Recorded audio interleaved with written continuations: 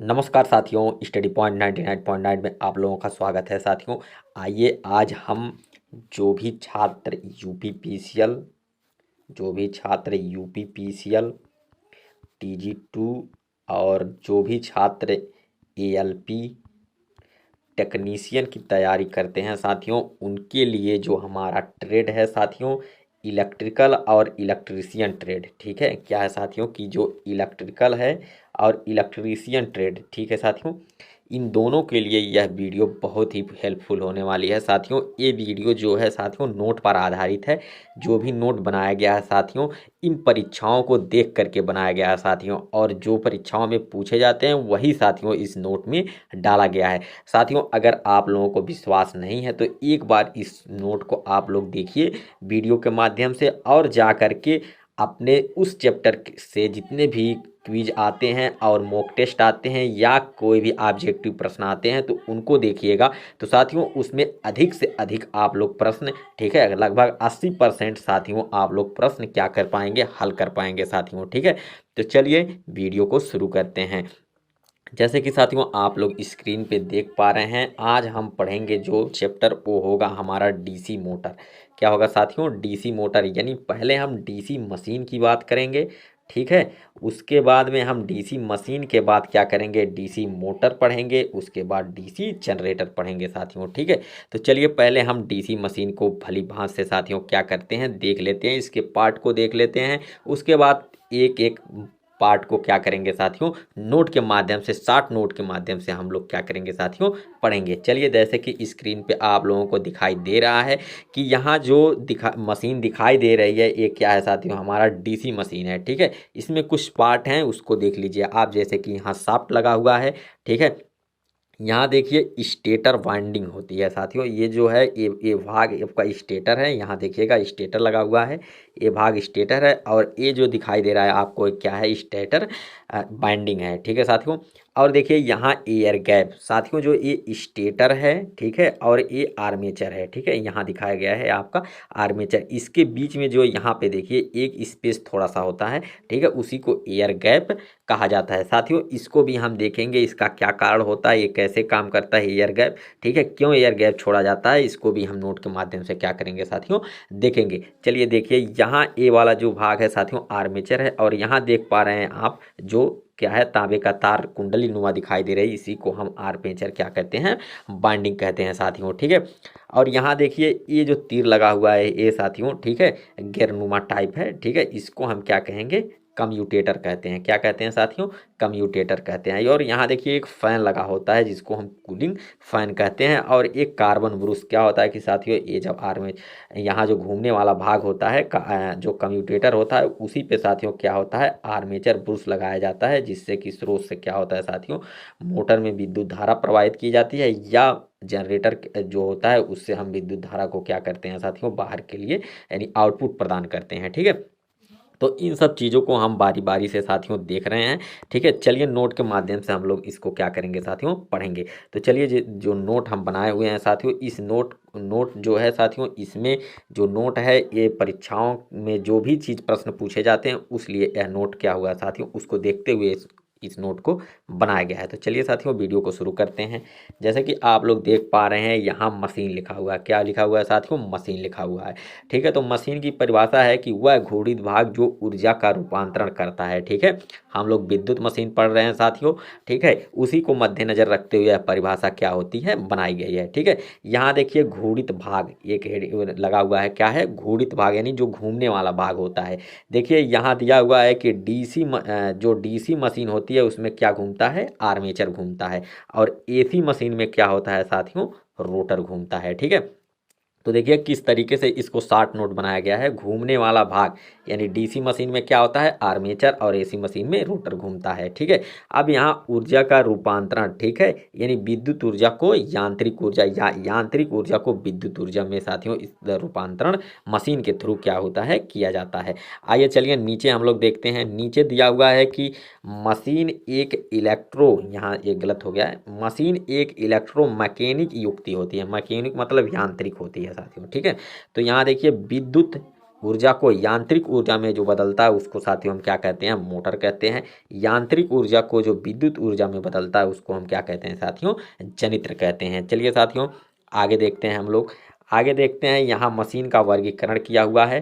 ठीक है, तो यहाँ जो मशीन का वर्गीकरण किया हुआ है एक है एसी मशीन और यहाँ क्या है डीसी मशीन। ठीक है, देखिए हम एसी मशीन किसे कहते हैं, वह मशीन जिसका इनपुट या आउटपुट में से एक भाग एसी विद्युत है। ठीक है, उसको हम क्या कहेंगे साथियों, एसी मशीन कहते हैं। और डीसी मशीन में क्या होता है, वह मशीन जिसका इनपुट या आउटपुट में से एक भाग डीसी हो या विद्युत ऊर्जा हो। ठीक है, उसको हम क्या कहेंगे, डीसी मशीन कहेंगे साथियों। ठीक है, अब चलिए हम लोग चूंकि डीसी मशीन पढ़ रहे हैं तो डीसी मशीन का वर्गीकरण आप लोग देख लीजिए। डीसी मशीन जो होता है साथियों, हमने पहले बताया है, डीसी क्या होता है, एक जनरेटर होता है और एक क्या होता है, डीसी मोटर होता है। अब जनरेटर क्या करता है, जनरेटर यांत्रिक ऊर्जा को विद्युत ऊर्जा में परिवर्तित करता है और मोटर क्या करता है साथियों, विद्युत ऊर्जा को यांत्रिक ऊर्जा में परिवर्तन करता है। चलिए साथियों इसके कुछ मुख्य भाग को हम लोग देख लेते हैं। तो देखिए इसमें जो दिया हुआ है डीसी मशीन के मुख्य भाग में, डीसी मशीन के मुख्य भाग में हम लोग देखेंगे पहले नंबर स्टेटर को देखेंगे, जो क्या होता है साथियों, स्थिर रहता है। किसमें, डीसी मशीन में एक क्या होता है, स्टेटर स्थिर रहता है साथियों। ठीक है, इसमें एक बॉडी होता है जिसको याक बोला जाता है या फ्रेम बोला जाता है, उस पर पोल लगे होते हैं, उसमें फील्ड वाइंडिंग की होती है। ठीक है साथियों, पोल पे क्या होता है, फील्ड वाइंडिंग किया होता है, जो कि अभी आगे हम लोग बारी बारी से पढ़ेंगे। यहाँ एक आर्मेचर होता है जिसको हम रोटर भी बोलते हैं। ठीक है, यहाँ देखिए कम्यूटेटर होता है। ठीक है, जिसका हिंदी नाम क्या होता है साथियों, द्विपरिवर्तक होता है। यहाँ देखिए एक कार्बन ब्रश होता है। ठीक है, जो कि हमने जो फिगर हम दिखाए हैं साथियों उसमें कार्बन ब्रश लगा हुआ था, ये सारे चीज़ उसमें थे। ठीक है साथियों, इसको हम क्या करेंगे, देखेंगे। ठीक है, चलिए अब आते हैं स्टेटर वाले भाग पे। ठीक है, स्टेटर साथियों ये जो देख रहे हैं आप लोग नोट में, स्टेटर। ठीक है, इसमें साथियों वही डाला गया है जो कि परीक्षा में क्या है साथियों, एकदम इम्पॉर्टेंट चीज़ है। ठीक है, तो देखिए यहाँ स्टेटर लिखा हुआ है, स्थिर भाग, यानी डीसी मशीन में स्टेटर क्या होता है साथियों, स्थिर होता है। ये बहुत ही इंपॉर्टेंट है, परीक्षाओं में हमेशा पूछा जाता है। अब इसका निर्माण किससे होता है साथियों, तो फेरोमैग्नेटिक पदार्थ यानी लौह चुंबकीय पदार्थों से क्या होता है, इसका निर्माण होता है। और ये फेरोमैग्नेटिक क्या होता है साथियों, ये सिलिकॉन स्टील होता है, जो कि ढलवाकार क्या होता है, ढलवा इस्पात का एक क्या होता है, बना होता है। अब आइए इसके बॉडी को हम लोग देखते हैं। जैसे कि जो मशीन हम दिखाए हुए हैं साथियों, उसके जो ऊपरी भाग लगा होता है उसी को हम क्या कहते हैं, बॉडी या याक कहते हैं। जैसे कि ये मान लीजिए मोटर है। ठीक है, इसके जो ऊपरी भाग होता है, ठीक है, जिससे हम इसको क्या करते हैं, सुरक्षा प्रदान कराते हैं, उसी को हम क्या कहते हैं साथियों, बॉडी या याक कहते हैं। अब इसके कंपोनेंट को हम क्या करते हैं साथियों, देखते हैं। देखिए इसका आकार जो होता है वह कैसा, रिंग टाइप यानी वलयाकार होता है। किस कैसा होता है साथियों, रिंग टाइप यानी वलयाकार। इसका निर्माण किससे होता है, यानी ढलवा लोहा, यानी छोटी मशीन में जो होता है ढलवा लोहा, हाँ छोटी मशीन में ढलवा लोहा और बड़ी मशीन में जो होता है ढलवा इस्पात से होता है। ठीक है साथियों, अब देखिए इसमें जो इस्पात की चुंबकशीलता अधिक होती है। ठीक है, इसलिए हम इस्पात से बनाते हैं। ठीक है, लोहे की तुलना में इस्पात क्या होता है साथियों, मजबूत होता है। क्या होता है साथियों, मजबूत होता है। चलिए हम लोग आगे देखते हैं, इसका कार्य देख लेते हैं।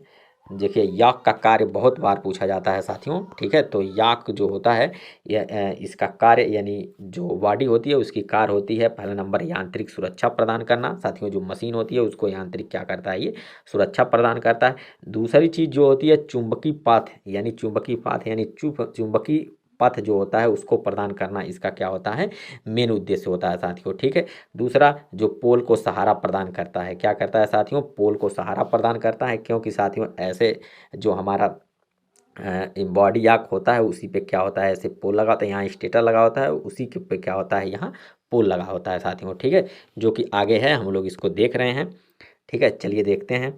देखिए यहाँ दिया हुआ है, हेडिंग लगा हुआ है पोल। ठीक है, क्या लगा हुआ है साथियों, पोल। ठीक है, ये जो बना हुआ फिगर है ये किसका फिगर है साथियों, पोल का है।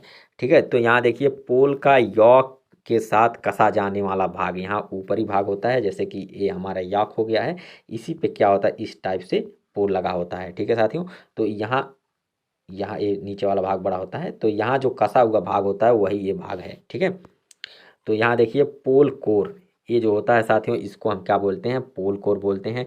पोल का मुख्य भाग साथियों, ये जो नीचे वाला भाग होता है क्या होता है, ये पोल का मुख्य भाग होता है। और जो ये वाला भाग है साथियों, इसको पोल शू कहा जाता है, क्योंकि ये शू के आकार का होता है। किसके आकार, जूते के आकार का होता है। ठीक है साथियों, यहाँ पोल शू आगे का आकार कैसा होता है साथियों, शू के आकार का होता है। इसके ऊपर फील्ड बाइंडिंग, ये साथियों बहुत बार प्रश्न में पूछा गया है कि पोल पर कौन सी बाइंडिंग की जाती है। ठीक है, आर्मेचर बाइंडिंग या फील्ड बाइंडिंग, तो इसके ऊपर जो होता है वो फील्ड बाइंडिंग स्थापित की जाती है। ठीक है, अब इसका काम क्या है, ये जो शू के आकार का है, एक काम तो हो गया, इसमें जो चुंबकीय फैलाव होता है एक समान बनाएगा साथियों। ठीक है, दूसरा इसका जो उपयोग होता है, यहाँ देखिए बाइंडिंग में ठहराव, इसका क्या होता है साथियों, बाइंडिंग में ठहराव। जैसे यहाँ लपेटा हुआ बाइंडिंग अगर सीधा रहे, इस तरह से बाइंडिंग लपेटा जाए तो खिसक के नीचे गिर जाएगा। ठीक है, इसलिए यहाँ बाइंडिंग में ठहराव के लिए ये का क्या होता है साथियों, इसका उपयोग है। और दूसरी उपयोग ये है, सबसे ज़्यादा इंपॉर्टेंट जो परीक्षाओं में पूछा जाता है वो कौन सा है साथियों, ए।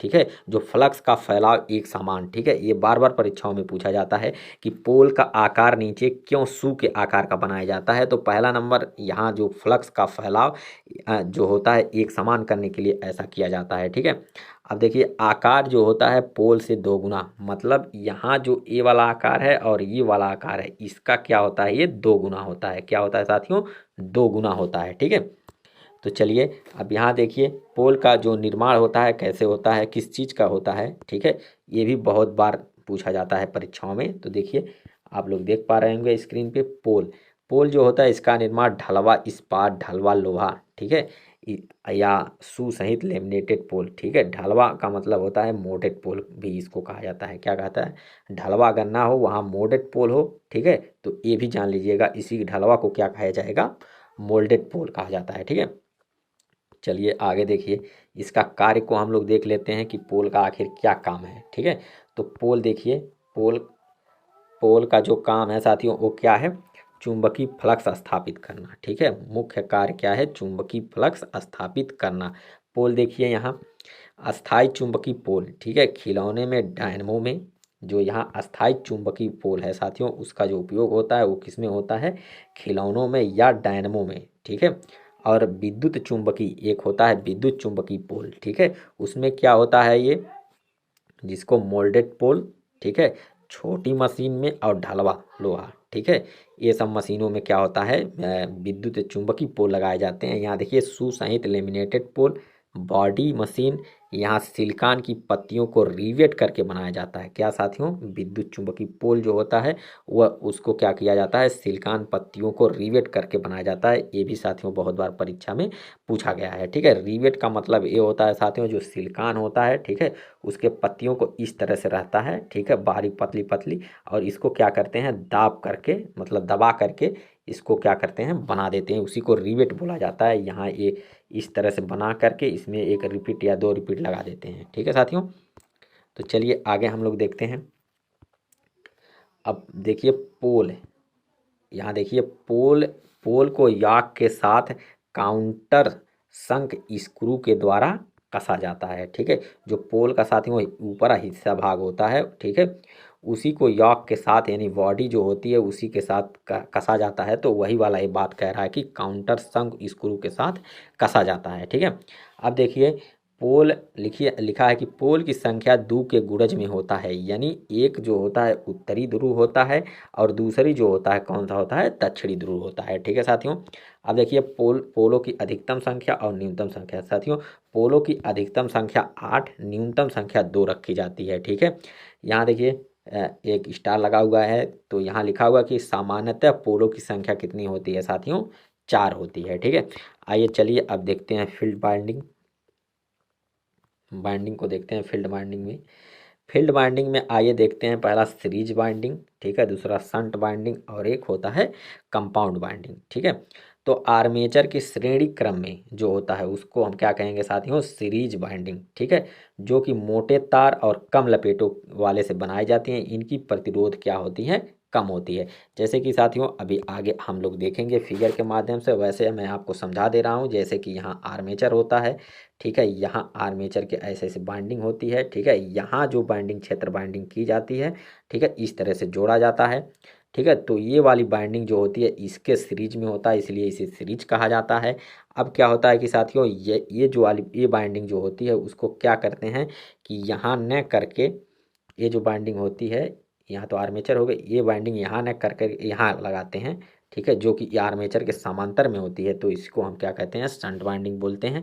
ठीक है। अब यहाँ देखिए कंपाउंड, कंपाउंड में ये जो सीरीज बाइंडिंग और शंट बाइंडिंग दोनों मिल करके कौन सी बाइंडिंग बनाई जाती है, कंपाउंड बाइंडिंग बनाई जाती है। अब इसमें गुण क्या होता है साथियों, ये बहुत बार परीक्षाओं में पूछा गया है कि आर्मेचर जो मोटे तार कम लपेटों वाली संख्याओं का प्रतिरोध क्या होता है, तो यहाँ क्या कहेंगे आप, न्यूनतम होता है। देखिए यहाँ पतले तार अधिक लपेटो, शंट बाइंडिंग हमेशा बार बार ये प्रश्न पूछा जाता है कि सीरीज बाइंडिंग में मोटे तारों की लपेटें बनाई जाती हैं या पतले तारों को, तो क्या बताएंगे आप, सीरीज में मोटा तार होगा, ठीक है, और शंट में जो होगा पतला तार होगा।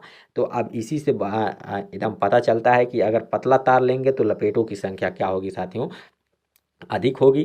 ठीक है। और मोटा तार लेंगे तो लपेटों की संख्या कम होगी, तो प्रतिरोध कम होगा, और जब लपेटों की संख्या अधिक होगी तो प्रतिरोध ज़्यादा होगा। ठीक है। चलिए आगे देखते हैं हम लोग। साथियों एक बार इस नोट को आप लोग पढ़ करके अगर जा करके परीक्षा देंगे तो उसमें साथियों बहुत से सारे प्रश्न आपको देखने को मिल जाएंगे। जैसे देखिए अगला भाग जो स्टार लगा हुआ है, यहाँ लिखा हुआ है आर्मेचर। ठीक है। अन्य नाम इसका रोटर भी होता है डीसी मशीन में। ठीक है। क्योंकि आर्मेचर जो होता है उसी पे आर्मेचर बाइंडिंग, रोटर पे ही आर्मेचर बाइंडिंग की जाती है। ठीक है। तो यहाँ देखिए अन्य नाम जो है क्या है साथियों, इसका रोटर है। ठीक है। अब देखिए डीसी मशीन में घूर्णित भाग, डीसी मशीन में जो भाग होता है साथियों यह क्या होता है, घूमने वाला भाग होता है। ठीक है। तो यहाँ देखिए आकार जो होता है बेलनाकार होता है, बेलना का मतलब इस टाइप का साथियों, बेलन के आकार का। ठीक है। बेलनाकार होता है। कार्य जो होता है साथियों पोल द्वारा चुंबकीय फ्लक्स को काटकर ईएमएफ उत्पन्न करना। ठीक है साथियों, जो विद्युत वाहक बल होता है उसको क्या करता है, ये ईएमएफ उत्पन्न करता है। ठीक है। आगे देखिए निर्माण देख लीजिए आप लोग। निर्माण में देखिए दिया है सिलिकॉन स्टील की पत्तियों को लेमिनेटेड करके। ठीक है। सिलिकॉन जो होता है 3.8 से 4.6% इसमें क्या होता है, मिलाया जाता है हिस्टेरेसिस हानि को क्या करने के लिए, कम करने के लिए। साथियों ये भी बहुत बार परीक्षाओं में पूछा है कि हिस्टेरेसिस हानि करने के लिए कितना, क्या सिलिकॉन की क्यों बनाई जाती है, तो हिस्टेरेसिस हानि कम करने के लिए। ठीक है। आगे देखिए लेमिनेटेड, लेमिनेटेड या वार्निश। ठीक है। ये 0.35 mm से 0.5 mm एड़ी हानि को कम करने के लिए किया जाता है। ठीक है। किसको कम करने के लिए किया जाता है साथियों, भंवर धारा, इसी को भंवर धारा हानि बोलते हैं। ठीक है। ये क्या हुआ, एड़ी हानि को कम करने के लिए किया जाता है। ठीक है। अब आर्मेचर के खांचों को हम लोग क्या करते हैं साथियों, देख लेते हैं। जैसे कि देखिए यहाँ आर्मेचर के खांचे दिए गए हैं। ठीक है। यहाँ आर्मेचर के खांचे ए हैं।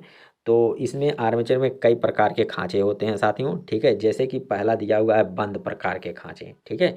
तो ये जो बंद प्रकार के खांचे दिए गए हैं मतलब इस टाइप के आकार रहेंगे जो चारों तरफ से क्या होंगे, बंद होंगे। बाइंडिंग इसमें कठिन होगा स्थापना करना। ठीक है। बाइंडिंग स्थापन जो होगा साथियों वो क्या होगा, कठिन होगा। एक होता है अर्धबंद प्रकार। ठीक है। जो कि इस टाइप का होता है। ठीक है। ये क्या है, अर्धबंद प्रकार का क्या है साथियों, ये बनाया होता है। आर्मेचर के खांचे जो हैं ये अर्धबंद प्रकार के हैं। यहाँ खुले प्रकार के एसी मशीनों में इसका उपयोग किया जाता है। ज़्यादातर इस तरह के जो खांचे होते हैं उसको किस में यूज किया जाता है, एसी मशीनों में। बाइंडिंग की स्थापना आसान होती है इसमें। ठीक है। बाइंडिंग की स्थापना क्या होती है साथियों, आसान होती है। ठीक है। आगे देखिए, आगे दिया हुआ है कि खांचे में चालक के समूह होते हैं। ठीक है। जो खांचा होता है साथियों उसमें चालक के समूह होते हैं। तो साथियों वीडियो थोड़ा लंबा हो जा रहा है, तो अगले वीडियो में हम आगे पढ़ेंगे आर्मेचर की बाइंडिंग से। ठीक है। यहाँ आप देख पा रहे हो लैप बाइंडिंग और यहाँ वेब बाइंडिंग है साथियों। ठीक है। तो इसमें हम अच्छी तरह से इसको देखेंगे, या तो इसको देख ही लेते हैं। चलिए जैसे कि देखिए इसमें दिया हुआ है पहला लैप बाइंडिंग, क्या दिया हुआ है साथियों, लैप बाइंडिंग। यहाँ दिया हुआ है वेब बाइंडिंग। ठीक है। तो इसमें जो लैप बाइंडिंग होता है साथियों इसमें समांतर पथों की संख्या पोलों की संख्या के समान होता है। जो लैप बाइंडिंग होता है साथियों कुछ इस आकार का होता है। ठीक है। ऐसे लगा होता है। ठीक है। तो इसमें दो होते हैं इस तरह के। ठीक है। इस तरह से होते हैं, तो इसको लैप बाइंडिंग कहते हैं। वेव बाइंडिंग जो होता है इसमें समांतर पथों की संख्या 2 होती है। ठीक है साथियों, इतना याद रखिए क्योंकि ये बार बार आपसे पूछा जाएगा कि वेव बाइंडिंग में समांतर पथों की संख्या कितनी होती है या लैप बाइंडिंग में समांतर पथों की संख्या कितनी होती है। तो वेव बाइंडिंग में समांतर पथों की संख्या 2, लैप बाइंडिंग में समांतर पथों की संख्या क्या होता है, समांतर पथों की संख्या पोलों की संख्या के क्या होता है, समान होता है।